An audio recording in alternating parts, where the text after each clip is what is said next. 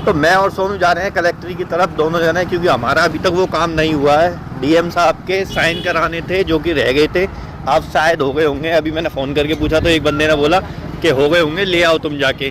तो अभी हम पहुंचने वाले हैं वहाँ पे, क्योंकि 2-3 दिन से हम रोज ही ना चक्कर लगाने पर हमारा काम नहीं हो पा रहा था। तो अब फाइनली जहाँ तक है हो गया होगा। अगर आज भी नहीं होंगे तो फिर मैं डायरेक्ट सोमवार को जाऊँगा, उससे पहले नहीं जाऊँगा। मैं और सोनू दोनों ही जा रहे हैं, सोनू और मैं दोनों ही हैं। क्योंकि पहले हमारे जो साइन रह गए थे वो एसडीएम साहब के रह गए थे, अब एसडीएम साहब ने कर दिए हैं। वहाँ से पर्चा उठ के कलेक्टेड भी पहुँच गया, वहाँ से कलेक्टेड से हमें सिर्फ और सिर्फ पर्चा उठाना है, वहाँ से ला के सो ही हमारा काम हो जाएगा।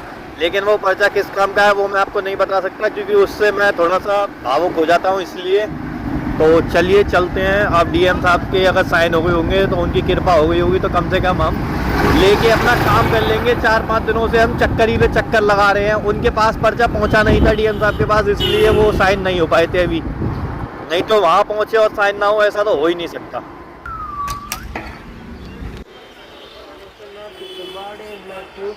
मैं आ चुका हूँ कलेक्टेड में अपना वो पेपर लेने के लिए, और डीएम साहब की गाड़ी बाहर खड़ी है। वैसे जहाँ तक है साइन हो गए हों तो मज़े आ जाएंगे, क्योंकि मैंने अभी तक उनसे फ़ोन करके पूछा नहीं, जिन भैया पे थे मैं इनकी डायरेक्ट चला ही जाता हूँ कि मिल जाते हैं तो अच्छी बात है। वैसे आज जहाँ तक हो गया होगा, मैं 2-3 दिन पहले भी आया था तो तब हुए नहीं थे, इसीलिए मैंने कहा आज तो हो गए होंगे।